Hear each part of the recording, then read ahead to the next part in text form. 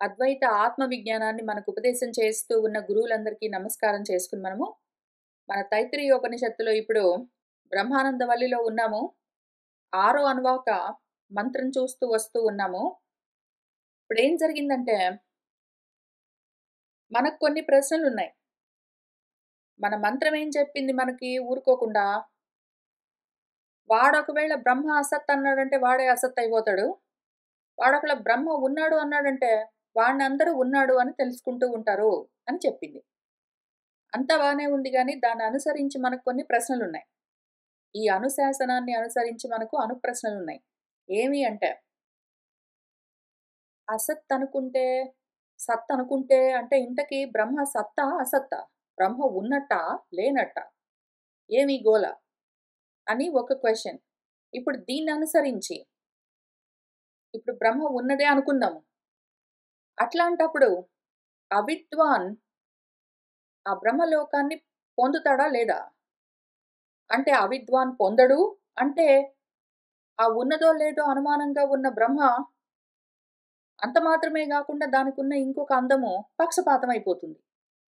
అవిద్వాన్ అయితే పొందడు, విద్వాన్స్ అయితే పొందుతాడు అంటే మళ్ళీ దానికి ఇంకొక పక్షపాతం ప్రాబ్లమ్ ఉంటుంది. పోనీ దానికి పక్షపాతం లేదే అనుకుందాము. అట్లాంటప్పుడు ఒకవేళ అవిద్వాన్ పొందలేకపోతే విద్వాంసుడు కూడా పొందలేకుండా ఉండాలి కదా! కాబట్టి ఇవన్నీ క్వెషన్స్ ఉన్నాయి. దీని గురించి ఏం చెయ్యాలి గురువుగారు? అర్థమయ్యేట్టు చెప్తారా? అని అడిగితే, చెప్తా పటు. అనగనగా ఒకానొకప్పుడు ఏం జరిగిందంటే, ఇదంతా ఎక్కడి నుంచొచ్చిందో అసల బ్రహ్మ ఏంటో తెలుసుకున్నావంటే, ఈ వెళ్ళవలసిన విద్వాంసుడో, అవిద్వాంసుడో నువ్వో, ఎవరో నువ్వు తెలుసుకున్నావంటే, అని ఇంక అక్కడి నుంచి మొదలుపెడుతూ ఉన్నారు. ఈ ప్రశ్నలకు జవాబులు గావాలి మనకు. ఈ రకంగా మనకు రకరకాల ప్రశ్నలున్నాయి. వీటికి జవాబులు గావాలి. ఏతేషాం వీటికి ప్రతివచనార్థం ఉత్తర గ్రంథః ఆరభ్యతే. వీటి కోసం ప్రతివచనము జవాబు చెప్పడం కోసం ఇంక తర్వాత మనకి గ్రంథము మొదలవుతూ ఉన్నది. తత్ర ఇంతకీ బ్రహ్మ ఉన్నదా లేదా, సత్తా అసత్తా అనే అనుమానం లేదు. తత్ర అస్తిత్వం ఏవ తావదుచ్యతే. ముందు అసలు ఇది చెప్పుకుందాం పట్టు. బ్రహ్మ లేకపోవడం, బ్రహ్మ అసత్ అన్నది లేనే లేదు. బ్రహ్మ సత్. ఓకే. నువ్వు అంత ఖచ్చితంగా ఎట్లా చెప్తావు సిద్ధాంతి? యచ్చ ఉక్తం సత్యం జ్ఞానమనంతం బ్రహ్మ ఇతి తత్ర కథం సత్యత్వం ఇతి. ఏదైతే మనకి మంత్రము సత్యం జ్ఞానం అనంతం అయి ఉన్నది ఆ బ్రహ్మము అని చెప్పింది కదా! ఇంతే కదా అది చెప్పింది. అది చెప్పింది ఏం చెప్పింది? సత్యం జ్ఞానం అనంతం బ్రహ్మ అని చెప్పింది కదా! లేదు తావత్ మొదటి నుంచి అస్తిత్వమే చెప్తుంది అని నువ్వెట్లా చెప్తావు? మొదటి నుంచి అని చెప్పింది సత్యం జ్ఞానం అనంతం బ్రహ్మ అన్నది. తత్ర ఇందులో సత్యత్వం కథం ఇతి సత్యత్వం సత్ అయి ఉన్నది అని ఎక్కడున్నది? చెప్పు దాన్ని ఎట్లా నువ్వు నిరూపిస్తావు? అని మన పూర్వపక్షి ప్రశ్నిస్తే, ఏతత్ వక్తవ్యమితి ఇదముచ్యతే. దీనికి జవాబు చెప్పాలి కాబట్టి చెప్తాను పట్టు విను. సత్వ ఉక్త్యా ఏవ సత్యత్వం ఉచ్యతే. సత్వం అని చెప్పింది కాబట్టి దాన్ని బట్టి సత్యత్వం తెలుస్తున్నది. ఎట్లా? ఉక్తం హి సత్ ఏవ సత్యం ఇతి. సత్ అంటేనే సత్యం అని సత్వం చెప్పింది కాబట్టి సత్. సత్‌కి సంబంధించింది సత్వం. దాని పేరే సత్యం. మళ్ళీ 2 గాదు. సత్యం జ్ఞానం అంతం బ్రహ్మ అన్నది అందులో నీకు సత్వం ఎక్కడ కనిపించింది అని ప్రశ్న ఉంటే, సత్యం అంటేనే సత్వం. సత్ ఉన్నది అని అర్థం. అస్తిత్వం. తస్మాత్ సత్వోక్త్వైవ సత్యత్వం ఉచ్యతే. కాబట్టి సత్ గురించి చెప్పింది కాబట్టి సత్యం అన్నదే ఆ మాట అర్థం చేసుకో అని చెప్పారు. సరే మంచిది. ఇంకొక క్వెషన్ అడుగుతాను. కథం ఏవం అర్థత అవగమ్యతే అస్య గ్రంథస్య. ఈ గ్రంథం మొత్తం ఇదే చెప్తున్నది అని నీకెట్లా అర్థమయ్యింది? నువ్వెక్కడి నుంచో తీసుకొచ్చి చెప్తున్నావు గదా! సదేవ సత్యం అన్నావు. వేరేవన్నీ గాదు. ఈ గ్రంథంలో ఇదే చెప్తున్నదని నువ్వు ఎట్లా నిరూపిస్తావు?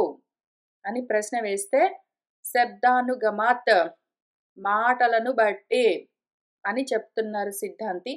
ఏం మాటలను బట్టి అంటే, అనేనైవ హి అర్థేన అన్వితాని ఉత్తరాణి వాక్యాని. ఈ అర్థాన్ని అనుసరించే తర్వాత వేదవాక్యాలున్నాయి. ఏవి? తత్ సత్యం ఇతి ఆచక్షతే. యదేషః ఆకాశః ఆనందః న స్యాత్ ఇత్యాదీని. ఏ అర్థమో అస్తిత్వం అన్న అర్థాన్ని నిరూపించడం కోసమే దాని అన్వితమైన దానితో కూడి ఉన్న తర్వాత వాక్యాలు ఏం చెప్తున్నాయి? దాన్ని సత్యం అని పిలుస్తారు. అది సత్యం అని చెప్పబడుతున్నది. ఏదైతే ఆకాశమున్నదో ఇది ఈ ఆనందము అదొకవేళ లేకపోతే అని ఇంకొక మంత్రం ఉన్నది. అవన్నీ వస్తాయి తర్వాత మనకి. దీన్ని బట్టి మనకేం తెలుస్తుంది? సత్యం అంటేనే సత్వం అంటే సత్ అంటే అస్తిత్వం అంటే ఉండడం. కాబట్టి బ్రహ్మం ఉందా లేదా అని ప్రశ్న అవసరం లేదు. ఉన్నది. అంటే మళ్ళీ ఇంకొక ప్రశ్న వచ్చింది మనకి. తత్ర అసత్యేవ బ్రహ్మ ఇతి ఆశక్యతే. మరి బ్రహ్మ అసత్ అయితే అని మొదలుపెట్టింది గదా! ఒకవేళ బ్రహ్మను వాడు అసత్ అనుకున్నాడంటే వాడే అసత్ అవుతాడని ఏంటో చెప్పింది గదా! అట్లాంటప్పుడు మనము బ్రహ్మ అసత్ అనుకోవచ్చు కదా! అంటే అట్లా ఎందుకు అనుకుంటావు? నేను అట్లానే అనుకుంటాను సిద్ధాంతి. నేను అట్లానే అనుకుంటాను. బ్రహ్మ అసత్ అనుకుంటాను. అట్లా ఎట్లా అనుకుంటావు పూర్వపక్షి నువ్వు? ఇంత క్లియర్‌గా చెప్తుంటే మళ్ళీ బ్రహ్మ అసత్ అని నువ్వెట్లా అంటావు? ఆ అనుమానం నీకెందుకొచ్చింది? ఎందుకు అటువంటి ఆశంక అంటే చెప్తాను పట్టు సిద్ధాంతి.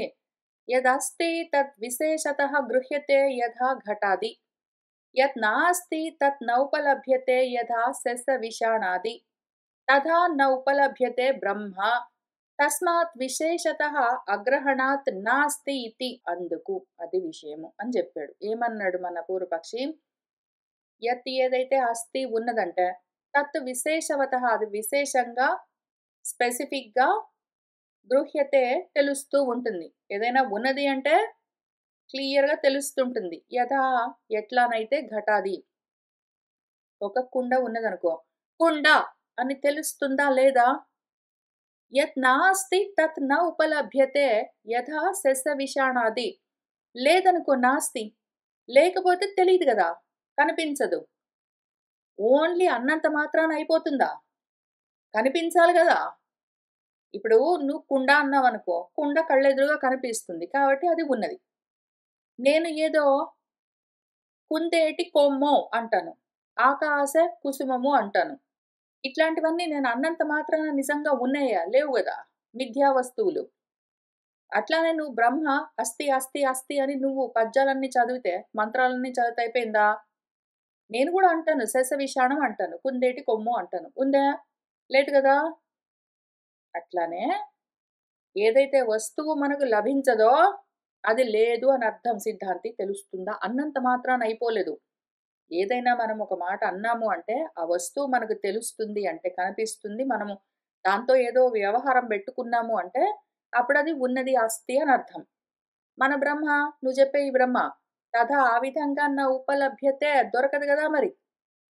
మనకది దొరకదు, కనిపించదు, వినిపించదు. దాంతో మనకి ఏ లావాదేవీ లేదు, ఏ వ్యవహారము లేదు. బ్రహ్మ, బ్రహ్మ, బ్రహ్మ అన్నంత మాత్రాన ఉంటుందా? ఏదో ఆకాశంలో పువ్వు, లేదా కుందేటి కొమ్ము అన్నంత మాత్రాన అవెట్లా లేవో, అట్లానే బ్రహ్మ అన్నంత మాత్రాన లేడు. ఉంటే చూపించు. తస్మాత్ విశేషతః అగ్రహణాత్ నాస్తి ఇతి. విశేషంగా నువ్వు వేరు చేసి చూపించగలవా ఇది బ్రహ్మ అని? చూపించలేవు గదా! అందుకని నాస్తి లేదు అని మన వాళ్ళు చెప్తే, మన సిద్ధాంతి తత్ న అట్లా అనుకోవడానికి వీల్లేదు అని చెప్తున్నారు. ఎందుకు అంటే ఆకాశాది కారణత్వాత్ బ్రహ్మణః. ఆకాశం మొదలైన వాటన్నింటికి కూడా కారణమై ఉండడం చేత బ్రహ్మ లేడని ఎట్లా చెప్తావు నువ్వు? ప్రతి దానికి కారణం బ్రహ్మ అయి ఉంటే, ఇవన్నీ ఉన్నాయి ఉన్నాయి కానీ కారణమైన బ్రహ్మ మాత్రం లేదు లేదంటావా నువ్వు? లేని దాంట్లో నుంచి ఉన్నది ఎట్లా వస్తుంది? నాస్తి బ్రహ్మ. అందుకని బ్రహ్మ నాస్తి అన్నది బ్రహ్మ లేదు అన్నది నా కాదు. బ్రహ్మ లేకుండా పోలేదు అని మన సిద్ధాంతి చెప్తే, మన పూర్వపక్షి కస్మాత్ నువ్వెట్లా రుజువు చేస్తావు అని అడుగుతున్నాడు. దానికి జవాబు ఆకాశాదిః సర్వం కార్యం బ్రహ్మణః జాతం గృహ్యతే. ఆకాశం మొదలైన కార్యాలన్నింటికీ కూడా బ్రహ్మమే కారణము. బ్రహ్మ కారణంగా ఆకాశం మొదలైన కార్యాలన్నీ జాతం కలిగాయి అని మనకు తెలుస్తూనే ఉన్నది కదా. యస్మాత్ చ జాయతే కించిత్ తత్ అస్తి ఇతి దృష్టం లోకే యథా ఘట అంకురాది కారణం మృత్ బీజ ఆది. ఎక్కడి నుంచైతే ఏదైనా సరే కొంచెమైనా సరే కలుగుతున్నది అంటే అది ఉన్నది అని లోకంలో తెలుస్తుంది కదా. ఎగ్జాంపుల్స్ 2 చూద్దాం. ఒకటి కుండ ఎగ్జాంపుల్ చూద్దాం. కుండ కలుగుతూ ఉన్నది అంటే కారణమైన మట్టి ఉన్నది అని తెలుస్తున్నది కదా మృత్. ఏదో అంకురము ఒక చిన్న మొలకెత్తింది అంటే బీజము ఏదో విత్తనము ఉన్నది అని దాని కారణం తెలుస్తున్నది కదా. అట్లానే ఎంత చిన్నదైనా సరే కొంచెమైనా సరే మనకు తెలుస్తున్నది కార్యంగా అంటే దానికి కారణం ఏదో ఉంటుంది, లేకుండా ఉండదు గదా. కారణం లేకుండా కార్యం రాదు గదా. ఒకవేళ జగత్తంతా కార్యమైతే, ఆకాశాది మొత్తం జగత్తు సర్వం కార్యమైతే దానికి కారణమైన బ్రహ్మ కూడా ఉండాలి. ఇది ఉన్నదంటే అది ఉండాలి మరి. కావాలంటే కారణం ఉండి కార్యం లేకుండా పోవచ్చు. కానీ కార్యం ఉంటే కారణం ఉండి తీరాలి కదా. కారణం లేకుండా ఏ కార్యమైనా ఎందుకొస్తుంది? ఎక్కడి నుంచొస్తుంది? తస్మాత్ ఆకాశాది కారణత్వాత్ బ్రహ్మ అస్తి. అందుకని ఆకాశం మొదలైన వాటన్నింటికీ కూడా కారణమై ఉండడం చేత బ్రహ్మం అన్నది అస్తి ఉన్నది. అందుకని అస్తిత్వం ఉన్నది దానికి. లేదు అని చెప్పడానికి వీల్లేదు. నచ అసతః జాతం కించిత్ గృహ్యతే లోకే కార్యం. లేని దాంట్లో నుంచి ఏదైనా రావడం అన్నది ఈ లోకంలో ఏ కార్యాన్ని కూడా మనము చూడలేదున్నా. అసత్ నుంచి అంటే లేని దాంట్లో నుంచి ఏదో ఒకటి రావడం అన్నది మనం చూడనే లేదు కదా. కాబట్టి ఏదో ఒకటి ఉంటే అందులో నుంచి ఇంకేదైనా వస్తుంది. లేదా రాకుండా ఉంటుంది. కానీ ఒకటి వచ్చింది అంటే దానికి కారణం ముందు ఉండి తీరవలసిందే. ఏమీ లేకపోతే ఏమీ లాని దాంట్లో నుంచి ఏదో ఒకటి రావడం అన్నది ఉండదు. అసతః చేత్ నామరూపాది కార్యం నిరాత్మకత్వాత్ న ఉపలభ్యత. ఒకవేళ నామరూపాలతో కూడి ఉన్న కార్యమంతా అసత్ నుంచి వచ్చింది అంటే లేని దాంట్లో నుంచి వచ్చింది లేకుండానే పోతుంది. ఎందుకు? నిరాత్మకత్వాత్ దానికి ఆత్మ స్వరూపం లేదు కాబట్టి స్వరూపం లేనిదే అసలు లేకుండా పోతుంది. అసత్ నుంచి ఏదైనా వచ్చిందంటే అసత్తే అయి ఉంటుంది. అసత్ నుంచి వచ్చింది సత్ అయ్యేందుకు అవకాశమే లేదు. ఉపలభ్యతే తు, కానీ మనకట్లా కుదరదు కదా. మనకు అసత్ నుంచి నామరూపాది కార్యాలతో ఉన్నది లభించడం అన్నది లేదు. ఇప్పుడు నామరూపాది కార్యాలతో ఉన్నది లభిస్తూ ఉన్నది కదా. దాంతో మనకేమర్థమవుతుంది? ఈ కార్యాలకు వెనకాల ఉన్న కారణం బ్రహ్మము ఉన్నది. తస్మాత్ బ్రహ్మ అస్తి. అందుకని బ్రహ్మము ఉన్నది. అసతః చేత్ కార్యే గృహ్యమాణం అపి అసత్ అన్వితం ఏవ స్యాత్. ఒకవేళ కార్యం అసత్ అయితే ఆ విధంగా పట్టుకోబడుతున్నది అసత్ అయి ఉండవలసి ఉంటుంది. కానీ నచ్చయ్యేవం అట్లా కాదు కదా, తెలుస్తూ ఉన్నది. తస్మాత్ బ్రహ్మ అస్తి. అందుకని బ్రహ్మ అస్తి. బ్రహ్మ తస్మాత్ అస్తి మాత్రమే కాదు, బ్రహ్మ తస్మాత్ అస్మి. నేనే అయి ఉన్నాను అక్కడికి వెళ్ళాలి. ముందు అసలు అస్థి బ్రహ్మ దగ్గరే ఉంటే ఇంక ఈ దరిద్రానికి అంతం లేదు. బ్రహ్మ అస్మి దగ్గరికి వెళ్ళాలి అని ప్రయత్నం చేస్తూ ఇంకా మొదట్లోనే ఇంత పెద్ద అనుమానం పెట్టుకుని నేను బ్రహ్మనై ఉన్నాను అని తెలుసుకోవలసిన స్థితికి వెళ్ళవలసిన నేను అసలు బ్రహ్మమే లేదు అన్నామంటే ఇంక నేనేమై ఉంటాను? నేను లేకుండా పోతాను. అందుకనే ఒకవేళ నువ్వు అట్లా అన్నావంటే నువ్వు అట్లా అయిపోతావు అని మొదలుపెట్టింది ఇక్కడ మనకు మంత్రము. నువ్వు అట్లా అన్నావంటే అట్లా అయిపోతావు. అట్లా అనకది నువ్వే అని చెప్తున్నది పాపము. అయినా కూడా ఈ అనుమానం వదిలిపెట్టదు. వెంటబడి తరుముతుంటుంది. తత్ర కథం అసతః సత్ జాయేత అని మన చాందోగ్యోపనిషత్తులో ఉద్దాలకుల వారు శ్వేతకేతుకు తన పుత్రుడు, శిష్యుడు అయిన శ్వేతకేతుకు చెప్తూ, అసత్ నుంచి సత్ కథం ఎట్లా జాయేత కలుగుతుంది సౌమ్య అని అడుగుతూ వస్తాడు. అందుకు ఎగ్జాంపుల్స్‌తో సహా అది కుదరదు అని నిరూపిస్తాడు. ఇది శృత్యంతరం వేరే ఇంకొక శృతిలో అంటే చాందోగ్యోపనిషత్తులో చెప్పారు. అసతః సత్ జన్మ అసంభవం అన్వచష్టే న్యాయతః అక్కడ ఒక న్యాయము అంటే లాజిక్‌తో, యుక్తులతో, ఉదాహరణలతో అసత్ నుంచి సత్ యొక్క జన్మ అన్నది కలగడం అన్నది అసంభవం అని అన్వచష్టే అక్కడ మనకు ఆ మంత్రాలు చెప్తూ వచ్చాయి. తస్మాత్ సత్యేవ బ్రహ్మ ఇది యుక్తం. అందుకని బ్రహ్మము సత్ ఉండడం అన్నది యుక్తము అని చెప్పారు. దాంతో మన పూర్వపక్షికి ఇంకొక ప్రశ్న వచ్చింది. తత్ యది మృత్ బీజాదివత్ కారణం స్యాత్ అచేతనం తర్హి. మంచి మాట చెప్పావు సిద్ధాంతి. ఎగ్జాంపుల్ భలే చెప్పావు. నువ్వేం చెప్పావు అంటే ఏదైతే ఏ కొంచెమైనా సరే లోకంలో నీకు కనిపించిందంటే దాని వెనకాల ఏదో ఒక కారణం ఉండాలి. ఎగ్జాంపుల్స్ కుండ అన్నావు, ఏదో అంకురము మొలక అన్నావు. ఈ 2 కుండ, మొలక 2 కార్యాలైతే వాటి వెనకాల కుండకి కారణం మట్టి, ఏదో అంకురానికి మొలకకు కారణం విత్తనము అని చెప్పావు గదా! చాలా మంచి మాట అని దొరికిపోయావు. పట్టు నిన్నొక ప్రశ్న అడుగుతా. యది ఒకవేళ మృత్తిక, బీజము, మట్టి, విత్తనములాగా అవి కారణాలని చూపించావు గదా నువ్వు. ఏమన్నావు నువ్వు? మట్టి ఒక కారణం చూపించావు, విత్తనం ఒక కారణం చూపించావు. ఆ రెండేమి పదార్థాలు?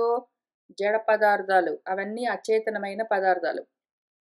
ఇప్పుడు జగత్‌కి కారణమైన మన బ్రహ్మము గూడా అదే విధంగా అచేతనమైపోతుంది. నువ్వు బ్రహ్మ సత్ అన్నావనుకో, నేను బ్రహ్మను అచిత్ అంటాను. నేనేమంటాను? బ్రహ్మ అసత్ అంటాను. నువ్వు కాదు అని మట్టి, విత్తనం అన్నావనుకో, నేను సరే మట్టి, విత్తనము అచేతనం గాబట్టి, బ్రహ్మ పోనీ సత్ అయితే అయ్యింది. చిత్ గాదు అచిత్ అంటాను. అప్పుడేం జేస్తావు? అని వేలికేస్తే కాలికి, కాలికేస్తే మెడకి, మెడకేస్తే మోకాలికి వేస్తూ ఉన్నారు మన పూర్వపక్షులు. కాబట్టి నువ్వేమన్నావు? కార్యం ఉన్నది అంటే కారణం ఉండి తీరాలి. కుండ అన్న కార్యానికి మట్టన్న కారణం, చెట్టన్న కార్యానికి విత్తనమన్న కారణం చూపిస్తే, నేను గూడా అట్లానే ప్రశ్న వేస్తాను.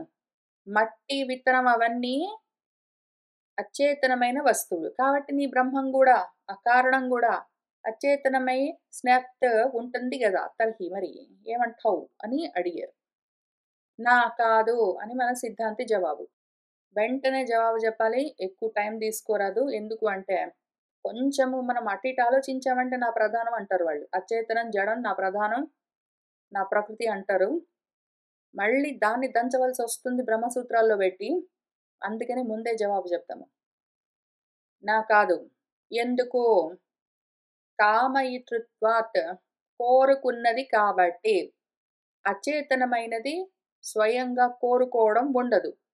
చేతనమైనది చిత్ మాత్రమే కోరుకుంటుంది కాబట్టి, ఇక్కడ కారణమైన బ్రహ్మ సత్ మాత్రమే గాదు, చిత్ కూడా అని చూపించారు. దానికి ఎక్స్‌ప్లెయిన్ చేస్తూ, నహి కామయితృ అచేతనం అస్తి లోకే. ఏదైనా సరే ఒక అచేతనమైన జడ పదార్థం ఉన్నది అంటే అది కోరుకోలేదు. నీకిక్కడ సత్ కోసం నేను ఎగ్జాంపుల్ చూపిస్తే, నువ్వు దాన్ని చిత్‌కి వాడి అనవసరంగా నువ్వు పక్క నుంచి వెళ్ళిపోతున్నావు. నేను సత్ కోసం చూపించాను ఎగ్జాంపుల్. నువ్వు దాన్ని చిత్‌కి వాడుతున్నావు. ఇప్పుడు బీజానికి, విత్తనానికి, మట్టికి సొంతంగా జ్ఞానం లేకపోవచ్చు. అవి కోరుకోకపోవచ్చు. కానీ ఎగ్జాంపుల్ సత్ కోసం దాన్నక్కడ వాడు. చిత్తు కోసం చెప్తున్నాను విను. కోరిక ఉండాలి. కోరుకోవాలి. విత్తనము నేను మొలకెత్తుతాను అని కోరుకోవడము, మట్టి నేను కుండనవుతానని కోరుకోవడం లాంటివి ఉండకపోవచ్చు. కానీ జగత్కారణమైన బ్రహ్మ మాత్రము జగత్తుగా మారుతాను అని కోరుకోవడము అన్నది ఉంటుంది. ఆ కోరిక ఉన్నది కాబట్టి ఇక్కడ ఏ బ్రహ్మ సత్ అది ఉన్నది. ఎందుకంటే కార్యం ఉన్నది అంటే కారణం ఉండాలి. బి బ్రహ్మ చిత్ ఎందుకు అంటే కార్యం కావాలి అంటే కోరుకోవడం ఉండాలి. కాబట్టి ఆ 2 ఉన్నాయి బ్రహ్మలో కాబట్టి అది సత్, అది చిత్. సర్వజ్ఞే హి బ్రహ్మ ఇతి అవోచామ. ఇంతకు ముందే బ్రహ్మము సర్వజ్ఞము అని చాలా సార్లు రుజువు చేస్తూ వచ్చాము. అతః కామయితృత్వ ఉపపత్తిః. అందుకని కోరుకోవడం అన్నది కుదురుతుంది. కోరిక ఉండడం చేత కోరుకోవడం అన్నది ఉండడం చేత అది చైతన్యవంతమై ఉంటుంది కాబట్టి చిత్ అని మన సిద్ధాంతి చెప్పేసరికి ఇంకా దొరికావు సిద్ధాంతి నువ్వా? ఇంకా దొరికావు పట్టు. భలే దొరుకుతున్నావు ఇవాళ నువ్వు. దాన్ని బట్టి ఇంకొక క్వెషన్ అడుగుతాను పట్టు. కోరుకున్నదాని బ్రహ్మము కూర్చొనే. కోరుకున్నదా? కోరుకోవాలి అంటే దానికి ఏదో తక్కువై ఉండాలి గదా! ఏదైనా ఒకటి తక్కువయిందంటే అది కావాలని కోరుతాము. అంటే అప్పుడు నీ బ్రహ్మం ఏమైపోయింది చూసుకున్నావా? కామయితృత్వాత్ అస్మదాదివత్ అనాప్త కామం ఇతిచ్చేత్తయిపోదు నీ బ్రహ్మము. అట్లా ఉన్నదా? అదే నువ్వు చెప్తున్నది. కామయిత అది కోరుకుంటున్నది అంటే ఆ కామయితృత్వాత్ కోరుకోవడం వల్ల అస్మదాదివత్ నీలాగా, నాలాగా, మనలాగా అనాప్త కామము దానికి ఇంకా తీరని కోరికలు ఉన్నాయని అర్థం గదా! ఇంకా దానికేవో తీరని కోరికలున్నాయి. అదేదో సాధించవలసి ఉన్నది అని కదా అర్థము. అదా నువ్వు చెప్తున్నది? అని అడిగారు మన పూర్వపక్షులు. దానికి మళ్ళీ మన సిద్ధాంతి ఏం చెప్తున్నారంటే, నా కాదో స్వతంత్రత ఉన్నది. కోరికలకు వశమై కర్మలు చేయడం అన్నది ఇక్కడ లేదు. పరవశంలో ఉండి కర్మలు చేస్తే అది వేరే విషయము. ఇక్కడ స్వతంత్రంగా కోరుకోవడం చేత అనవాప్త కామం కాదు. ఆప్త కాముడై స్వతంత్రంగానే కోరుకుంటూ ఉండడం చేత జగత్తుకు కారణమై ఉన్నాడు. జగత్తుకి కారణం లేకుండా పోలేదు. జగత్తుకి కారణమైంది ఏదో మట్టిలాగా, విత్తనంలాగా జడం గాదు. కోరుకుంటున్నది. కోరుకుంటున్నది అంటే దానికేమి తక్కువైంది అని అడుగుతున్నావు. దానికేమి తక్కువ గాలేదు. స్వతంత్రం. దాని ఇష్ట ప్రకారం అది కోరుకుంటున్నది. దానికి తక్కువైందని గాదు అది పూర్ణం. కానీ స్వతంత్రంగా కోరుతున్నది అని చెప్తూ ఉన్నారు. యథా అన్యాన్ పరవశీకృత్య కామాది దోషాః ప్రవర్తయంతి న తథా బ్రహ్మణః ప్రవర్తకాః కామాః. యథా ఏ విధంగానైతే అన్యాన్ వేరే వాళ్ళు ఉన్నారనుకో నీలాగా నాలాగా అస్మదాదివత్ అంటివే మనలాగా ఎవరైనా ఉన్నారంటే వేరే వాళ్ళు వాళ్ళను వశీకృత్య పరవశంలో పెట్టి తన వశంలో పెట్టుకుని ఆ కామాహ కోరికలన్నీ కూడా ఆ కామం మొదలైన దోషాలన్నీ కూడా ప్రవర్తిస్తూ ఉంటాయి. నీలాంటి వాణ్ణి నాలాంటి వాణ్ణి వాటి వశంలో పెట్టి కోరికలు మనల్ని నడిపిస్తూ ఉంటాయి. కోరికలు మనల్ని నడిపిస్తుంటే మనము వివశులమై కర్మలు చేస్తూ ఉంటాము. కానీ తథా ఆ విధంగా ఆ కామాహ కోరికలన్నీ కూడా బ్రహ్మణః ప్రవర్తకాః నా బ్రహ్మను ప్రవర్తింపచేసేవి నా కాదు. అంటే మళ్ళీ మన పూర్వపక్షి కథం తర్హి అదెట్లా చెప్తున్నావు అని అడిగారు. దానికి మన సిద్ధాంతం ఏం చెప్తున్నాడు? సత్య జ్ఞాన లక్షణాః స్వాత్మభూతత్వాత్ విశుద్ధాః నతైః బ్రహ్మ ప్రవర్త్యతే. సత్యము జ్ఞానము అన్న లక్షణంతో ఉంటాయి. ఎందుకు అంటే స్వతంత్రంగా ఏదో తక్కువైంది కాబట్టి సాధిస్తానని కాదు ఈ కర్మలు. ఊరికనే కోరుకుని చేస్తూ ఉండడం వల్ల అకారణంగా తను కారణమై ఈ కార్యాల్ని సృష్టిస్తూ ఉండడం వల్ల ఏదో ఒక కారణం ఉన్నది కాబట్టి కర్మలు చేయడం కాదు. కర్మలు చేయడానికి ఏ కారణము లేదు. పరవశమేం లేదు ఇక్కడ. స్వవశంలో ఉండి స్వతంత్రంగా కోరుకుంటూ ఉన్న ఈ బ్రహ్మ యొక్క లక్షణాలేవి? సత్యం, జ్ఞానం కదా! ఆ బ్రహ్మ లక్షణాలు సత్యం, జ్ఞానం. సత్యం, జ్ఞానం అన్న లక్షణాలతో ఉన్న ఆ బ్రహ్మము కోరుకుంటూ ఉన్న కోరికలకు కూడా అదే లక్షణం ఉంటుంది. కాబట్టి ఆ కోరికలు గూడా ఇవే లక్షణాలతో ఉండి, మళ్ళీ అవి గూడా స్వాత్మభూతము ఆత్మరూపంగానే ఉంటాయి. ఆ కోరికలు గూడా మళ్ళీ వేరేగా ఉండవు. నేను ఉద్యోగం తెచ్చుకుంటాను. నేను అన్నం తింటాను. నేను ఎక్కడికో వెళ్తాను అని నీలాగా, నాలాగా కోరుకునే వాళ్ళు కోరుకుంటూ ఉన్న సమయంలో నేను వేరుగా ఉండాలి. ఎక్కడికో వెళ్ళడానికి అదేదో ప్రదేశం వేరుగా ఉండాలి. వెళ్ళడం అన్నది ఇంకోటి వేరేగా ఉండాలి. నేనొకటుండాలి. నేను తినాలనుకున్న వస్తువు వేరేగా ఉండాలి. నేనొకటుండాలి. నేను తెచ్చుకోవాలనుకున్న ఉద్యోగం వేరేగా ఉండాలి.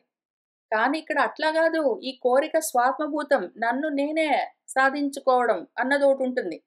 తెలుస్తున్నదా? అది. చాలా తేడా ఉన్నది.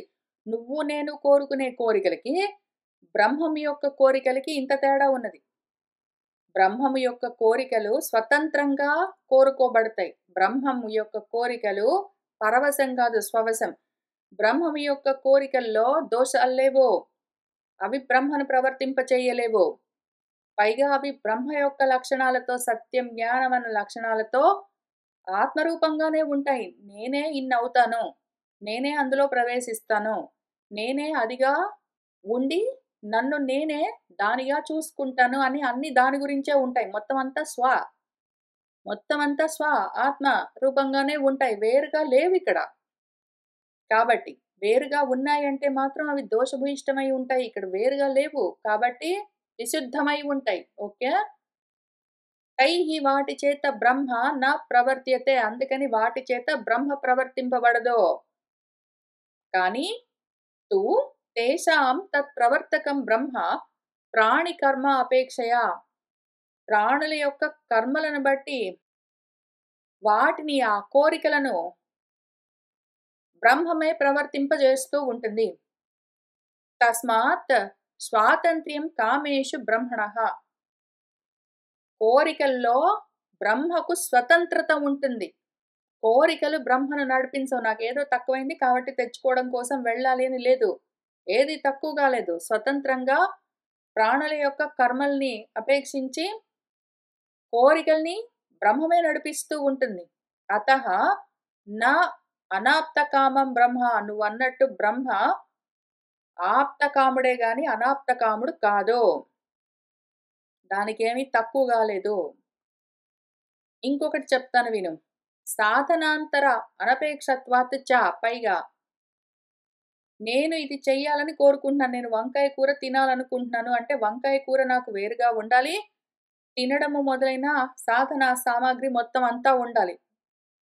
అటువంటి సాధనాలు వేరే సాధనాలతో అవసరమే లేదు మన బ్రహ్మకు.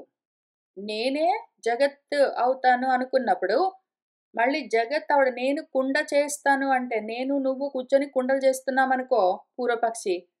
నువ్వు నేను కుండలు చేస్తున్నాం, వంకాయ కూర చేస్తున్నాం అంటే మనకు మట్టి కావాలి కుండకి, వంకాయలు కావాలి వంకాయ కూరకి.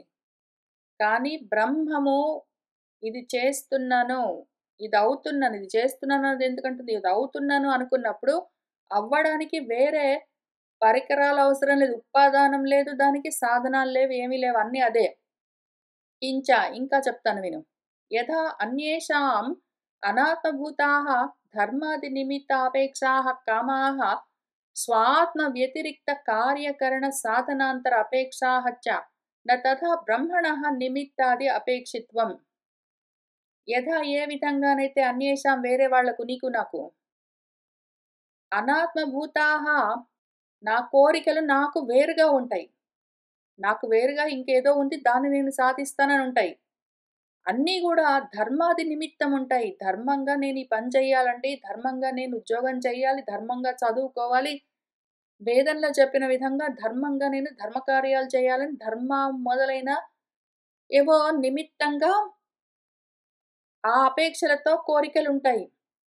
అవన్నీ గూడా స్వాత్మ వ్యతిరిక్త కార్యకరణ సాధనాంతర అపేక్షలతో ఉంటాయి. నాకు వేరుగా ఉద్యోగం తెచ్చుకోవాలి అంటే, ఆ ఉద్యోగం నాకు వేరుగా ఉండాలి. ఆ ఉద్యోగమన్న కార్యము. దానికి కారణము ఏదో రెజ్యూమే అంతా రాసుకోవాలి. ఇంటర్వ్యూస్ అన్నీ అటెండ్ అవ్వాలి. అందుకు సాధనాలు ఏవో ఇంటర్వ్యూస్ అవన్నీ ఉంటాయి. ఇటువంటివన్నీ అంతరాలు వేరే వేరేవన్నీ నాకు వేరుగా ఉన్నవి ఏవేవో కూడి రావాలి. తథా ఆ విధంగా బ్రహ్మ ఏదైనా చెయ్యాలి అనుకుంటే దానికి వేరుగా బ్రహ్మము గాకుండా బ్రహ్మానికి వేరుగా ఇంకేవో కార్యాలు, ఇంకేవో కరణాలు, ఇంకేవో సాధనాలు మొదలైనవన్నింటి గురించిన ఆపేక్ష కావాలి అన్న ఎక్స్‌పెక్టేషన్ ఉండదు. కిం తర్హి ఎందుకు అని పూర్వపక్షి ప్రశ్నిస్తే జవాబు. స్వాత్మనః అనన్యాః బ్రహ్మకు వేరుగా ఇంకేదీ లేదు. బ్రహ్మకు వేరుగా అన్యంగా ఇంకేదైనా ఉంటే గదా! అది ఇంకేదైనా వేరే దాన్ని వేరే దానితో సాధించడానికి. ప్రతిదీ బ్రహ్మకు అనన్యమే కాబట్టి దాన్నదే సాధించుకుంటూ ఉన్న సమయంలో సాధనాలు లేవు, కరణాలు లేవు, కార్యాలు లేవు. కారణము అదే, కార్యమదే, కరణమదే, సాధన సంపత్తి అదే. తదేతత్ ఆహా! దాని గురించి మనం ఇప్పుడు చదువుకుంటున్న మంత్రంలో ఏమున్నది? సహ అకామయత అని మొదలుపెట్టింది కదా! ఈ ప్రశ్నలున్నాయండి గురుగారు? అనుప్రశ్నలున్నాయి పట్టు. ఇప్పుడు విద్వాంసుడు బ్రహ్మలోకాన్ని పొందుతాడా లేదా? వాడు పొందడంటే విద్వాంసుడెట్లా పొందుతాడండి? ఈ విషయం గురించి చెప్పండి అంటే, ముందు అసలు సహ అకామయత దగ్గర మొదలుపెడదాం పట్టు అని మంత్రం స్టార్ట్ చేసింది గదా! దానికి ఇంత పూర్వరంగం ఉంది. ఎందుకు సహ అకామయత అన్నది? ఎందుకన్నది అంటే, ఎందుకు కోరుకున్నది అదసలు ఫస్ట్. అసలు బ్రహ్మం అంటే ఏంటి? బ్రహ్మానికి వేరుగా ఏమున్నది గాబట్టి, ఆ ఏదో మళ్ళీ బ్రహ్మం చేరడం కోసం కోరడము. విద్వాంసుడు చేరతాడు, అవిద్వాంసుడు చేరతాడని. ఈ విద్వాంసుడైనా, ఆ అవిద్వాంసుడైనా బ్రహ్మానికి వేరుగా ఉన్నాడా? లేడు గదా! బ్రహ్మమే వీళ్ళన్నిటిగా ఇన్ని రూపాలుగా ఉన్నది అంటే ఎందుకయ్యిందది అన్ని రూపాలుగా? ఎందుకయ్యిందంటే అది కోరుకున్నది. అది కోరుకున్నదంటే దానికేమి తక్కువయింది? ఏమీ తక్కువ గాలేదు. అది స్వతంత్రంగా, నిష్కారణంగా కోరుకున్నది. కాబట్టి ఈ సహ అంటే ఈ సహ ఎవరింతకీ ఆత్మ అది. యస్మాత్ ఆకాశః సంభూతః ఈ ఆత్మ నుంచే ఆకాశం మొదలైన కార్యాలన్నీ వచ్చాయని చెప్పుకున్నాం గదా! ఆ కార్యాలన్నింటికి కారణమైన ఆత్మ ఏదున్నదో సహ అది అకామయత కోరుకున్నది. కామితవాన్. కథం ఏమని కోరుకున్నది? బహుస్యాం చాలా అవుతాను అని కోరుకున్నది. బహు అంటే ప్రభూతం. ఎన్నో రూపాలుగా, నామాలుగా స్యాం అంటే భవేయం అవుతాను అని అనుకున్నది. కథం ఏకస్య అర్థాంతర అననుప్రవేశే బహుత్వం స్యాత్ ఇతి అని ఇంకొక ప్రశ్న వచ్చింది. ఇప్పుడు నేను ఒకటి తయారు చేసి అందులోకి ప్రవేశిస్తాను అని అనుకోవచ్చు. నేను ఇల్లు కట్టుకుని అందులోకి ప్రవేశిస్తాను అని అనుకోవచ్చు. కానీ ఇక్కడ ఉన్నది ఒక్కటే పదార్థము. అది ఏదో ఒక దాన్ని తయారు చేసుకోకుండానే అందులోకి ఎట్లా ప్రవేశిస్తుంది? ప్రవేశించకుండానే చాలా ఎట్లా అవుతుంది? అని మనకు రకరకాలుగా ప్రశ్న వస్తే ఉచ్యతే చెప్తానిది. నువ్వు మల్టిపుల్ క్వెషన్స్ అడిగావు. నెమ్మదిగా చూద్దాము. ముందు అది ప్రజాయేయ, ఉత్పజ్జేయ అనుకున్నది. అదేమనుకున్నది? నేను చాలా అవుతాను అనుకున్నది అంటే, అట్లా ఎట్లా అవుతుంది? అదోటి తయారు చేసి అందులోకి ప్రవేశించి చాలా అవ్వాలి గదా! అది ఏమి తయారు చేయకుండానే, ప్రవేశించకుండానే చాలా అవుతానని ఎట్లా నిర్ణయించుకున్నది ఏమి అంటే, ముందు ప్రజాయేయ నేను ముందు ఉత్పత్తి అవుతాను అని అనుకున్నది. అని వెంటనే చెప్పింది. నువ్వు తొందరపడకు పూర్వపక్షి. మన మంత్రము నెమ్మదిగా స్టెప్ బై స్టెప్ చెప్తూ వస్తూ ఉన్నది. చాలా అవుతాను అనుకున్నది. చాలా ఎట్లా అవుతాననుకున్నది అంటే, ప్రజాయేయ, ఉత్పద్యేయ నేను ఉత్పత్తి చెందుతాను అనుకున్నది. ఉత్పత్తి చేస్తాను అనుకోవట్లేదది. చాలా చేస్తాను, చాలా ఉత్పత్తి చేస్తాను అనట్లేదు. చాలా అవుతాను, ఉత్పత్తి అవుతాను అని అనుకుంటున్నది. దాన్నదే అనుకుంటున్నది. ఎందుకు? స్వాత్మభూతమే దాని కోరికంతా. నేనే అవుతాను, నేనే చేస్తాను, నేనే చూస్తాను, నన్ను నేనే అనే ఉంటుంది గాబట్టి. అందుకని. నహి పుత్రోత్పత్తేః ఇవ అర్థాంతర విషయం బహుభవనం. అయితే పుత్రుడు ఉత్పత్తి చెందినట్టుగా ఏదో వేరే ఇంకొక విషయం పుట్టించడము చాలా అవ్వడము కాదిక్కడ. ఇప్పుడు ఒక పదార్థం లేకపోతే, అందులోకి ప్రవేశించడమే లేకపోతే, చాలా అవ్వడం అన్నది ఎట్లా ఉంటుంది అని ప్రశ్న వేస్తే, ఉత్పత్తి వల్ల అని చెప్తూ ఉన్నారు. ఉత్పత్తి అంటే మళ్ళీ అనుమానం వస్తుందేమో అని పుత్రోత్పత్తి లాంటిది గాదిక్కడ. వేరే ఇంకొక పదార్థము పుత్రుడు లాంటిదొకటి పుట్టించినట్టు కాదిక్కడ చాలా పుట్టించడం అంటే, పుట్టడం అంటే. అంటే మళ్ళీ మనకొక అనుమానం. కథం తర్హి మరి ఏ విధంగా చెప్తూ ఉన్నారు? ఆత్మస్థ అనభివ్యక్త నామరూపాభివ్యక్త్యా. ఆత్మలోనే స్థః ఉన్న ఇంతవరకు అనభివ్యక్తము అవ్యక్తంగా ఉన్న నామరూపాలన్నింటినీ వ్యక్తం చెయ్యడము. ఉత్పత్తి తనను తాను ఉత్పత్తి చేసుకోవడం అంటే తనలోనే ఉన్న నామరూపాలను వ్యక్తం చేయడం. అంతవరకు అవ్యక్తంగా ఉన్న నామరూపాలను అప్పుడు వ్యక్తం చెయ్యడము. దాని పేరు ఇక్కడ ఉత్పత్తి. ప్రజాయేయ నేను ఉత్పత్తి అవుతాను అంటే తనలో ఉన్న నామరూపాలను అభివ్యక్తీకరించడము. యదా ఆత్మస్థే అనభివ్యక్తే నామరూపే వ్యాక్రియేతే తదా నామరూపే ఆత్మస్వరూప అపరిత్యాగేనైవ బ్రహ్మణ అప్రవిభక్త దేశకాలే సర్వావస్థాసు వ్యాక్రియేతే. యదా ఎప్పుడైతే ఆత్మలోనే ఉన్న తనలోనే ఉన్న అంతవరకు అనభివ్యక్తమైన అభివ్యక్తము వ్యక్తం కాకుండా అవ్యక్తంగా ఉన్న నామరూపాలను ఎప్పుడైతే వ్యాక్రియేతే వాటిని వ్యక్తం చేస్తాడో తదా అప్పుడు నామరూపాలు ఆత్మస్వరూపాన్ని వదిలిపెట్టకుండానే బ్రహ్మకు విభక్తం కాకుండానే ఆ దేశ కాలాలు అన్న సర్వ అవస్థలతో పాటు కూడి వ్యక్తమవుతాయి. వ్యంజనము అని పిలుస్తారు. తదేతత్ నామరూప వ్యాకరణం. వ్యాకరణం అంటే వ్యక్తం అవ్వడం అని అర్థం. వ్యక్తం చేయడము లేదా వ్యక్తం అవ్వడము వ్యాకరణం. మనం వ్యాకరణం అనగానే ఇంగ్లీష్‌లో గ్రామర్ అని మాట్లాడతాము. వ్యాకరణం అంటే గ్రామర్ ఉంటుంది. అ, ఆ, ఇలు నేర్పించేది శిక్ష అని ఒకటుంటుంది. వ్యాకరణం అంటే ఈ వర్ణమాలంతా అ, ఇలన్నీ కలిసి పదాలెట్లా తయారవుతాయి, పదాలన్నీ వాక్యాలెట్లా అవుతాయి, పదాలన్నీ ఎట్లా కూడుతాయి, ఎట్లా విడిపోతాయి, సందులేంటి, సమాసాలేంటి, వాటి వ్యుత్పత్తులేంటి, వాటి అర్థాలేంటి, వాటితోటి భావాల్ని ఎట్లా వ్యక్తీకరించొచ్చు, ఏమి కథ అని ఓన్లీ గ్రామర్ వైస్‌గా మనం వ్యాకరణం వాడతాం కానీ, మనకు తెలిసిన grammar, Telugu grammar, Sanskrit grammar, English grammar అట్లాంటి గ్రామర్స్ చాలా అల్పమైన విషయము. వ్యాకరణం అన్నది చాలా ఇన్వాల్వ్డ్ విషయము.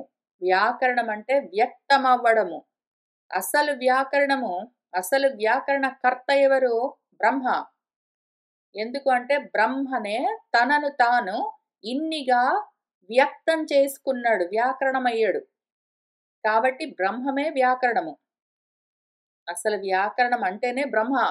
ఎందుకు అంటే బ్రహ్మ తనను తాను అంతవరకు అవ్యక్తంగా తనలోనే ఉన్న రూప నామాలతో మళ్ళీ వ్యక్తం చేశాడు కాబట్టి అవంతా కలిపి వ్యాకరణము. అంటే వ్యక్తమవ్వడము. నామరూపాలన్నీ గూడా బ్రహ్మలోనే అవ్యక్తంగా అంతవరకు ఉన్నవి. బ్రహ్మ నేను చాలా అవుతాను అనుకోగానే తనలోనే అంతవరకు అవ్యక్తంగా ఉన్న నామరూపాలన్నీ గూడా వెంటనే వ్యక్తమయ్యాయి. తనుగానే ఉన్నాయి. అవి కాకుండా పోలేదు. బ్రహ్మ కాకుండా పోలేదు నామరూపాలు. ఆత్మస్వరూపంగానే, బ్రహ్మస్వరూపంగానే ఉంటూ బ్రహ్మస్వరూపాన్ని వదిలిపెట్టకుండానే, బ్రహ్మకు వేరుగా లేకుండానే దేశకాల అవస్థలన్నింటితో పాటు కలిపి అవి వ్యక్తమయ్యాయి. దాని పేరు వ్యాకరణం. కాబట్టి అసలు అన్నింటికన్నా పెద్ద వ్యాకరణమేమి? ఈ మొత్తం జగత్తంతా వ్యాకరణం. ఎందుకు? బ్రహ్మ యొక్క వ్యాకరణం ఈ జగత్. బ్రహ్మ నామరూపాలతో ఉన్న ఈ మొత్తం జగత్తుగా వ్యక్తమవ్వడం చేత బ్రహ్మమే వ్యాకరణము. బ్రహ్మస్వరూపం ఈ జగత్తంతా వ్యాకరణము. దీని గురించి అర్థం చేసుకోవడం కోసమే శబ్దాలన్నీ ఉన్నాయి, వేద మంత్రాలన్నీ ఉన్నాయి, మాటలు, వాక్కులన్నీ ఉన్నాయి. ఆ వాక్కులతో వ్యక్తమవుతున్నది బ్రహ్మము. అది వ్యాకరణము. వాక్కులతో వ్యక్తమవుతున్న అర్థమేదున్నదో పరమార్థము బ్రహ్మము అది వ్యాకరణము. ఓన్లీ మాటలు, సందులు, సమాసాలు, సవర్ణ దీర్ఘ సందులు, యణాదేశ సందులు, ఏదో ద్విగు సమాసాలు, వాక్యాలు, పదబంధాలు, వాటి అర్థాలు ఇంత మాత్రమే కాదు వ్యాకరణము. ఏదైతే వ్యక్తమైందో అదంతా వ్యాకరణము. అదంతా గూడా బ్రహ్మ స్వరూపము. అదంతా గూడా బ్రహ్మకు విభక్తం గాదు, భక్తమై ఉన్నది. ఇదంతా కలిపి బహుభవనము. ఇన్ని విధాలుగా అయింది. ఎన్నయిందది? ఎన్ని పడితే అంత అయింది. ఎట్లా పడితే అట్లా, ఎన్ని పడితే అన్ని తానే అయింది. తనకు వేరుగా లేదు. నా అన్యథా నిరవయవస్య బ్రహ్మణః బహుత్వ ఆపత్తిః ఉపపద్యతే అల్పత్వం వా. వేరే విధంగా అవయవాలే లేని బ్రహ్మకు నేను చాలా అవుతాను అంటే బ్రహ్మము చాలా ఎట్లా అవుతుంది? దానికి అవయవాలు లేవు. అది నిరాకారము, నిరవయవము. అటువంటి ఆపత్తి కలగడమన్నది ఉపపద్యము కుదరడము నా కాదు, కుదరదసలు అవకాశం లేదు. బహుత్వం లేదు, అల్పత్వం లేదు, ఎక్కువ లేదు, తక్కువ లేదు, చాలా లేదు, కొన్ని లేదు. అది చాలా అవ్వడానికి అవకాశం లేదు, కొన్ని అవ్వడానికి అవకాశం లేదు. అది వేరుగా లేదది. అవయవాలు వేరువేరుగా లేవు దానికి. ఉన్నది ఒకటే. దాన్ని అదే నామరూపాలుగా వ్యక్తం చేసుకున్నది. దానికి వేరుగా లేదు, దానిలోనే ఉన్నది. దాని స్వరూపమది. యథా ఆకాశస్య అల్పత్వం బహుత్వం చ వస్తువంతరకృతం ఏవ. ఎగ్జాంపుల్ చూద్దాం అర్థం చేసుకోవడానికి. ఆకాశము ఏదో చిన్న గిన్నెలో చూస్తే కొంచెమే ఉన్నట్టు అనిపిస్తుంది ఖాళీ. ఏదో పెద్ద బావిలో, చెరువులో చూస్తే ఎండిపోయిన చెరువు ఉన్నదనుకోండి. అందులో చూస్తే ఖాళీ చాలా ఎక్కువ ఉన్నట్టు అనిపిస్తుంది. ఆ వస్తువును బట్టి ఆ అంతరము, భేదము గాని ఆకాశంలో ఏమైనా మార్పున్నదా? ఆకాశం యొక్క స్వరూపం మారేది లేదు. ఆకాశం ఆకాశానికి వేరుగా ఉన్నది లేదు. ఆకాశం కొన్ని ఆకాశాలుగా కొన్ని కొన్ని ఖాళీలుండడము. ఇక్కడ కొన్ని ఖాళీలున్నాయండి. అక్కడ ఒకటే ఖాళీ ఉందండి. ఇక్కడ అంతా ఖాళీ అండి. ఇక్కడ ఖాళీ ఎక్కువగా లేదండి. అక్కడ చాలా ఎక్కువుందండి ఖాళీగా అని చెప్తే ఎక్కువ ఖాళీ, తక్కువ ఖాళీ, కొన్ని ఖాళీ, ఎక్కువ ఖాళీలు ఇన్నిగా ఉంటాయా? ఆకాశం. ఆ ఖాళీ అంతా ఒక్కటే. అయితే ఎక్కువ ఖాళీలు, తక్కువ ఖాళీలు, కొన్ని ఖాళీలు, చాలా ఖాళీలు, ఒకటే ఖాళీలు ఇన్ని ఎట్లా ఉంటాయంటే వస్తువుని బట్టి. ఈ రూమ్‌లో ఎక్కువ ఖాళీ లేదండి. కార్‌లో ఎక్కువ స్పేస్ లేదండి.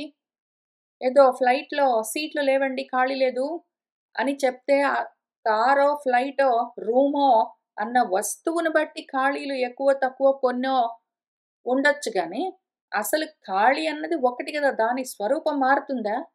ఖాళీ ఎప్పుడూ ఖాళీనే. ఒకటే అది. దానికది వేరుగా ఉండదు.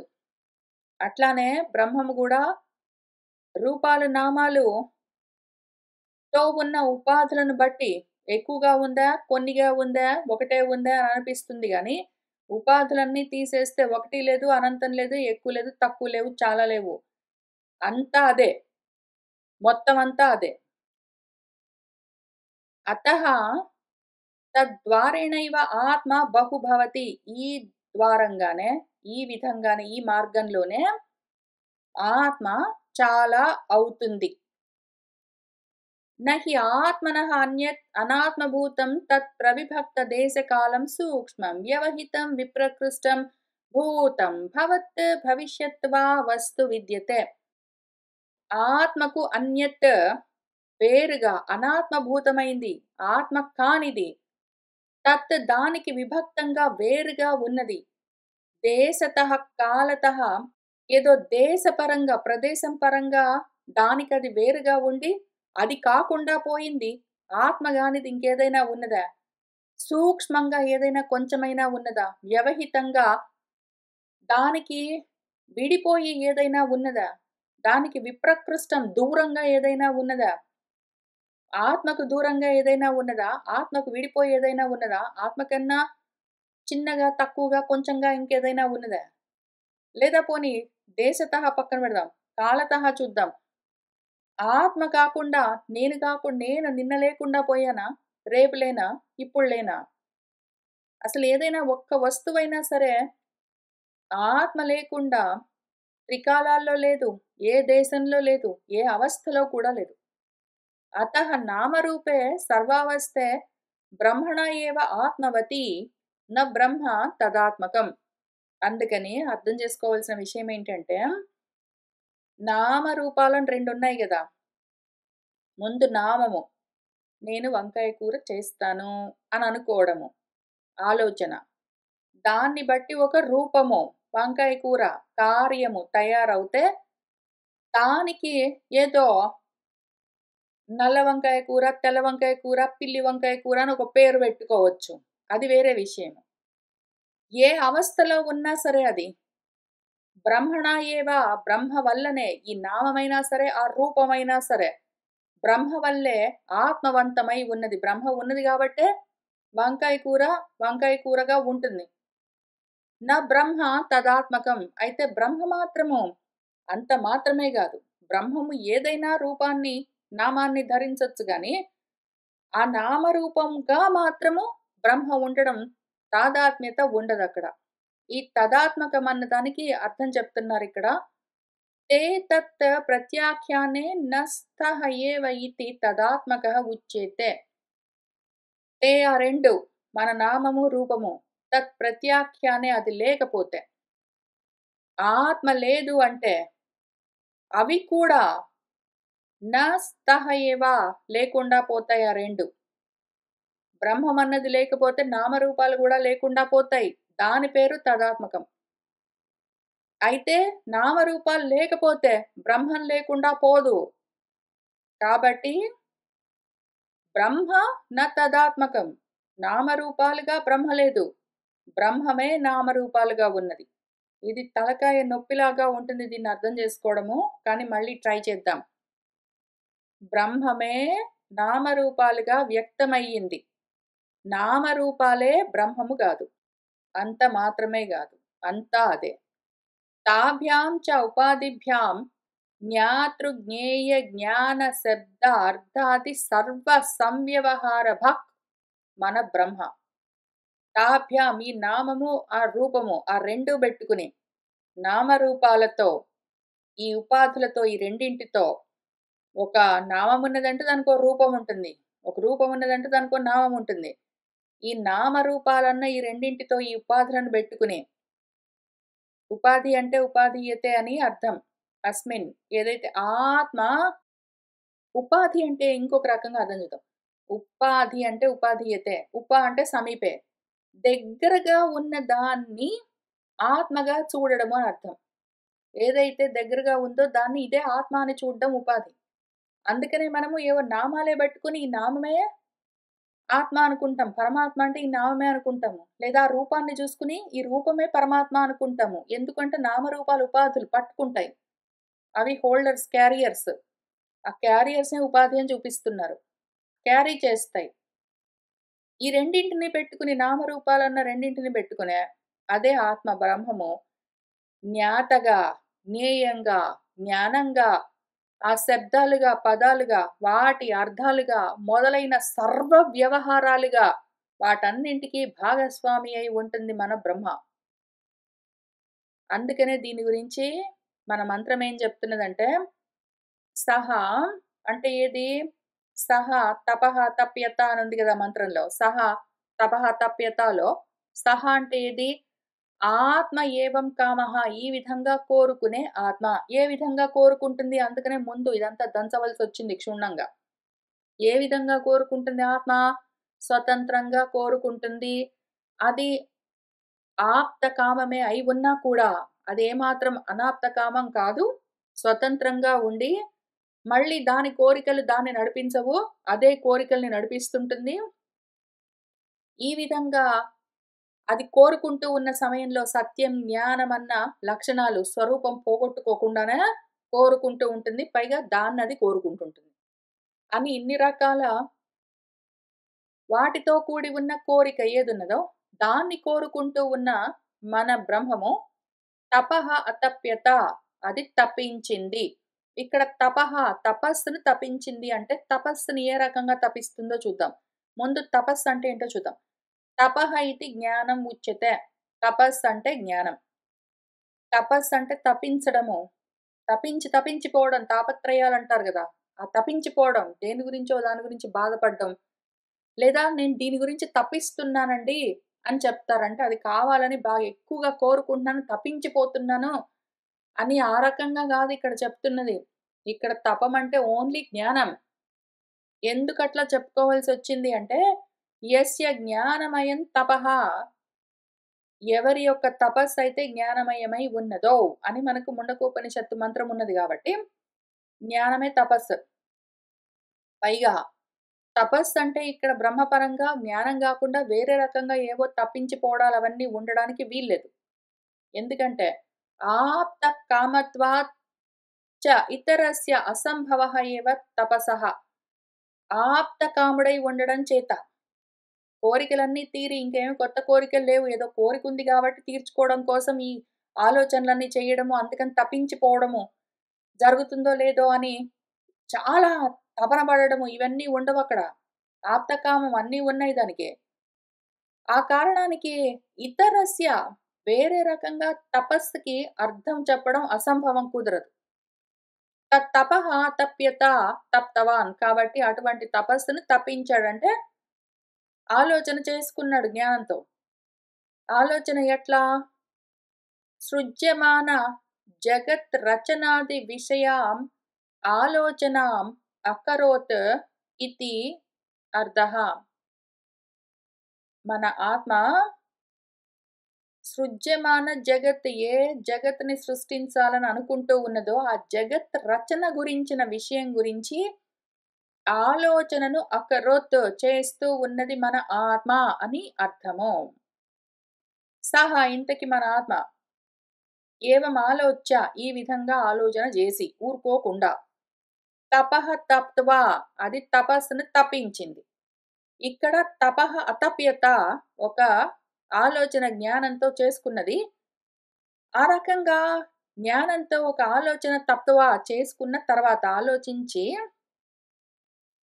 ఈ తపస్సు ఎట్లా తపించిందది 2 సార్లు తపించిందది. ఒకసారి తపః అతప్యత, తర్వాత తపః తప్త్వా అని 2 ఉన్నాయి. ఒక్కసారి ఫస్ట్ టైమ్ ఏం చేసింది? ఆలోచన చేసుకున్నది. ఏం ఆలోచన అంటే, ఈ సృష్టింపబడవలసిన జగత్ రచన గురించిన విషయాల గురించి ఆలోచన చేసుకున్నది. ఆ రకంగా ఆలోచన చేసుకున్నాక నెక్స్ట్ మళ్ళా తపస్సు ఏం చేసిందది? ప్రాణి కర్మాది నిమిత్త అనురూపం ఇదం సర్వం జగత్ దేశతః కాలతః నామ్నా రూపేణ చ యథా అనుభవం సర్వైః ప్రాణిభిః సర్వావస్థైః అనుభూయమానం అసృజత సృష్టవాన్. ప్రాణులు ఏ ఏ కర్మలు చెయ్యాలి, వాటికి నిమిత్తమైన అనురూపమైన తగిన రూపాలతో ఈ జగత్తును మొత్తాన్ని ప్రాణుల యొక్క కర్మలను బట్టే ఆ జన్మలుంటాయని చెప్తాం గదా! దీన్ని ఎట్లా అర్థం జేసుకోవాలో ఒకసారి జాగ్రత్తగా ఆలోచన చేయండి. జ్ఞాన మార్గంలో ఉన్న వాళ్ళ కోసం చెప్తున్నాను. కర్మ మార్గంలో ఉన్న వాళ్ళకి దీని అర్థమేమి? ప్రాణులకు కర్మలుంటాయి. ఆ కర్మలను బట్టి, వాడి కర్మను బట్టి వాడు జన్మలను పొందుతాడు అని చెప్తారు. ఇదే విషయము. ప్రాణులకు వాటి కర్మలను బట్టి జన్మలు ఉంటాయి. అంటే రూపాలుంటాయి అని కర్మనిష్టలో వాళ్ళ కోసము, కర్మాధికారులకు. జ్ఞానాధికారులకు చెప్తున్నాను శ్రద్ధగా వినండి. ఏ ప్రాణి ఎటువంటి కర్మలు చేస్తుంది, ఏ కర్మలు చేయడానికి ఏ ప్రాణి అయితే పనికొస్తుంది. ఇప్పుడు చెట్లెక్కేందుకు పనికొచ్చే రూపం ఎట్లా ఉంటుంది, చెట్లెక్కడం అన్న కర్మ చెయ్యడానికి ఆ రూపం ఎట్లాంటిదైతే తగి ఉంటుంది. లేదా బండలన్నీ పగలగొట్టడం, దానికి కావలసింది చెట్లన్నీ పెళ్లగించడం, లేదా నీళ్ళల్లో ఈదడం, లేదా గాల్లో ఎగరడం.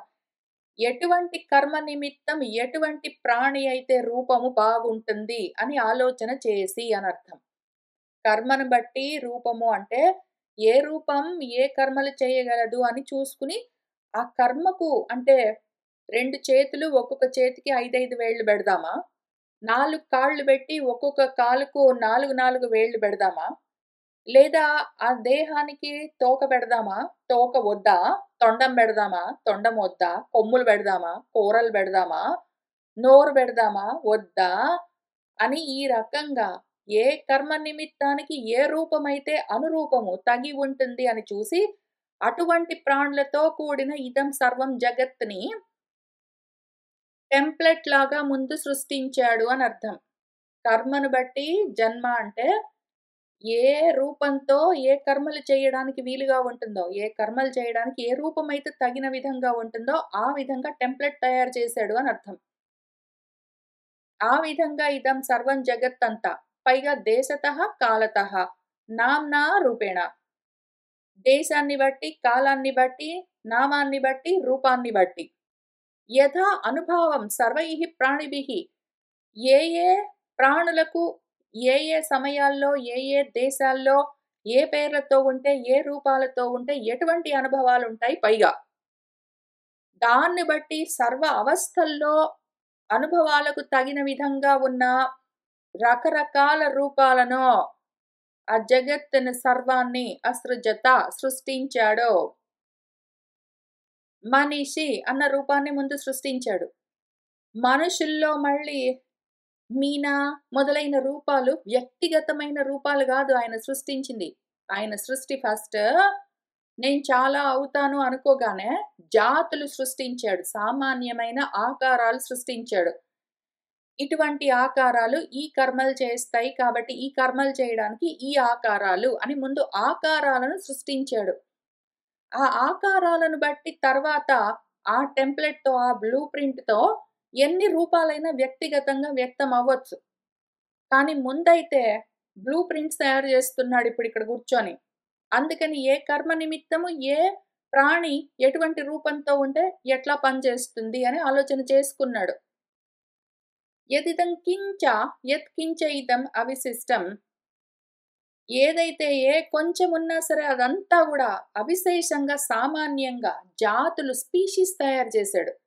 మానవత్వం, గోత్వం ఆ రకంగా మానవత్వం, పశుత్వం ఆ విధంగా ఆయన స్పీషీస్ అవిశేషంగా అంటే సామాన్యంగా, కామన్‌గా వాటి రూపాల్ని, వాటి నామాల్ని తయారు చేశాడు. తదిదం జగత్ సృష్ట్వా కిమకరోతీతి ఉచ్యతే. సరే ఈ జగత్తుని ఆయన అట్లానే విశేషంగా కాకుండా అంటే వేరు వేరే వ్యక్తులుగా ప్రతి మనిషికి ఒక సెపరేట్ నేమ్ ఉంటుంది, పేరు. ఒక్కొక్క మనిషికి ఒక్కొక్క రకము ఏవో కళ్ళు, పళ్ళు అవన్నీ కొంచెం కొంచెం వేరు వేరుగా ఉంటాయి. అవన్నీ గాదు. వ్యక్తులు గాదు. ఆయన సామాన్యంగా, అవిశేషంగా ఎట్లా ఉంటాయో వాటిని తయారు తనే అయ్యాడు పాపం. ఆ రకంగా ఈ జగత్తంతా సృష్టించి కిమకరోత్ తర్వాత ఏమి చేసింది అంటే ఇతి ఉచ్యతే చెప్తామటు. తదేవ సృష్టం దాన్ని ఆ జగత్తుని ఏదైతే సృష్టి చేశాడో దాంట్లోకి అనుప్రావిశత్ ఇప్పుడు మళ్ళీ వేరు వేరుగా వ్యక్తం అవుతాడు. ముందేం చేశాడు? నేను చాలా అవుతాననుకున్నాడు. అంటే నేను చాలాగా మారుతాననుకున్నాడు. కాబట్టి వ్యాకరణం చేశాడు. ఆయనే వ్యాకరణం అయ్యాడు. వ్యాకరణమై ఇప్పుడు వ్యక్తమవుతూ ఉన్న సమయంలో ముందు సామాన్యంగా సామాన్య రూపాలు ఒక మనిషి అంటే ఈ ఆకారం. ఒక పశువు అంటే ఈ ఆకారం అందులో గూడా ఆవంటే ఈ ఆకారం. ఏదో పక్షి అంటే ఈ ఆకారం అందులో గూడా గద్ద అంటే ఈ ఆకారం. ఏదో చెట్టు అంటే ఈ ఆకారం అందులో గూడా మామిడి చెట్టు ఈ ఆకారం. అని ముందు ఆకారాలు తయారు చేసుకున్నాడు. చేసిన తర్వాత ఏం చేశాడు? అట్లాంటి జగత్తంతా సృష్టించి ఇప్పుడు అందులోకే ప్రవేశిస్తున్నాడు. అప్పుడేం చేస్తాడు ప్రవేశించి వేరు వేరుగా మళ్ళీ వ్యక్తమవుతాడు. మళ్ళీ వేరు వేరుగా మనిషి అన్న రూపంతో ఆ టెంప్లెట్ ఆ బ్లూ ప్రింట్‌తో ఉన్న ఏ ఆకారం ఉన్నదో ఆ ఆకారాన్ని పెట్టుకొని చాలా రూపాలుగా మళ్ళీ వ్యక్తమవుతాడు. తత్ర ఏతత్ చింత్యం కథం అనుప్రావిశత్ ఇతి. ఈ విధంగా ఆలోచించి ఎట్లా అందులోకి ప్రవేశించాడు అన్నది ఇంకా చాలా లిటిగేషన్స్‌తో కూడిన కాంప్లికేటెడ్ క్వెషన్స్ అన్నీ వస్తాయి. కిం యః స్రష్టా సః తేన ఏవ ఆత్మనా అనుప్రావిశత్ ఇతి ఉత అన్యేన ఇతి. ఆ విధంగా ఆలోచించి అందులోకే ప్రవేశించడం ఏంటి? పైగా ఎవరైతే స్రష్ట సృష్టించిన వాడున్నాడో వాడే తనుగానే అందులోకి ప్రవేశించాడా? వేరేగా ప్రవేశించాడా? కిం తావతుక్తం. అయితే నువ్వు దీని గురించి ఏం ఆలోచన చేసుకున్నావో అని మన సిద్ధాంతి ప్రశ్నిస్తే త్వా ప్రత్యయం ఉంది కదా ఇక్కడ. త్వా ప్రత్యయ శ్రవణాత్ యః స్రష్టా సహ ఏవ అనుప్రావిశత్ ఇతి అని మన సిద్ధాంతి చెప్తున్నారు. త్వా అన్న ప్రత్యయం ఉంది గదా! సృష్ట్వా అనుంది గదా! అంటే సృష్టించి, ఆ తర్వాత తనే అందులోకి ప్రవేశించడం. ఆయన నన్ను పిలిచి, నాతో మాట్లాడాడు. అంటే పిలిచినవాడు, మాట్లాడినవాడు 2 ఒకటే గదా! నేను వెళ్ళి చూసాను. అంటే వెళ్ళిన నేను, చూసిన నేను ఒకటే గదా! వెళ్ళి, తిని, నేను పండు తిని పాలు తాగుతాను. అంటే పండు తిన్న నేను, పాలు తాగిన నేను 2 ఒకటే గదా! అట్లా త్వా ప్రత్యయంతోటి ఉన్నది అంటే, ఆ 2 కర్మల్ని, క్రియల్ని కలుపుతూ ఉన్నప్పుడు, ఆ 2 క్రియలు ఒకే కర్త చేత జరిగాయని మనం అర్థం జేసుకోవాలి. అట్లనే ఇక్కడ త్వా ప్రత్యయం ఉంది గాబట్టి, యహ స్రష్ట ఎవరైతే సృష్టించాడో, సహ వాడే అందులోకి ప్రవేశించాడు. అనుసరించి ప్రవేశించాడని తెలుస్తున్నది. అనగానే ఇంక కూర్చో సిద్ధాంతి నాకు చాలా క్వెషన్స్ ఉన్నాయని చాలా ప్రశ్నలు అడుగుతూ ఉన్నారు. ఈ ప్రశ్నలు, వాటికి సమాధానాలు మనము మళ్ళీ నెమ్మదిగా చదువుకుంటూ ముందుకు వెళ్దాము. ఇవాల్టికి ఇక్కడికి ఆపుతున్నాను. కోరుకున్న వాళ్ళందరికీ అద్వైత ఆత్మ జ్ఞానం కలగాలని ఆశిస్తూ ఉన్నాను. శుభం భవతు.